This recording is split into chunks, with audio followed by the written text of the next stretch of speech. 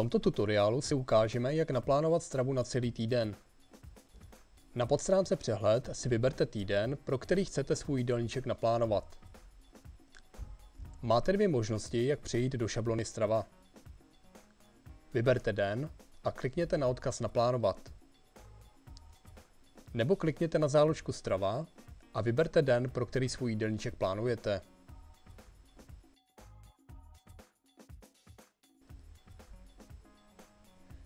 Váš jídelníček by se měl skládat nejméně ze 4, ideálně z 5 až 6 denních chodů.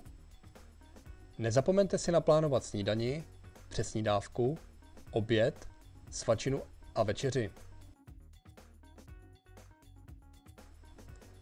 Ve spodním bloku naleznete váš minimální denní příjem tekutin a především doporučený příjem kilojoulů, bílkovin, sacharidů a tuků. Tyto údaje vám FitCoach automaticky spočítá na základě vašich registračních údajů a vybraného cíle.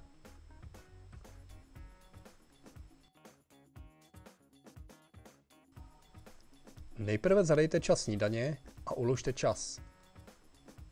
FitCoach vám ihned doporučí optimální čas konzumace jednotlivých chodů. Nyní si můžete naplánovat snídani. Klikněte na odkaz Přidat potravinu.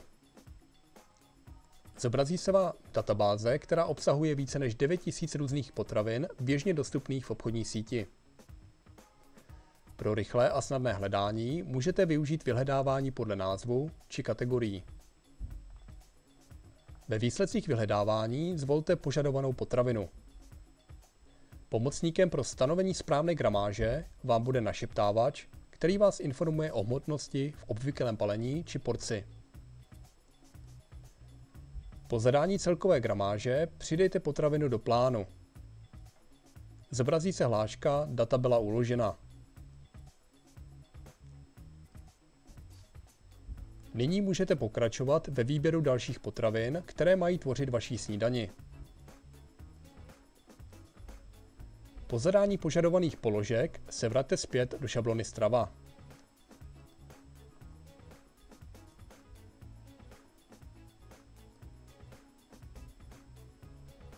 Stejným způsobem si naplánujte ostatní denní chody.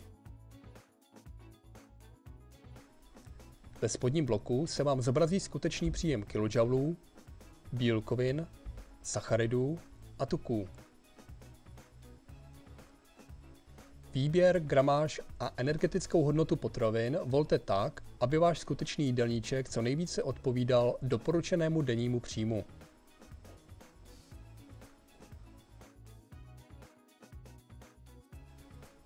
Zvolené potraviny můžete smazat či vyměnit za jiné.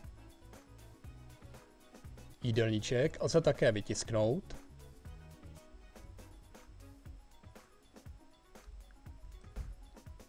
smazat či nakopírovat na další týden.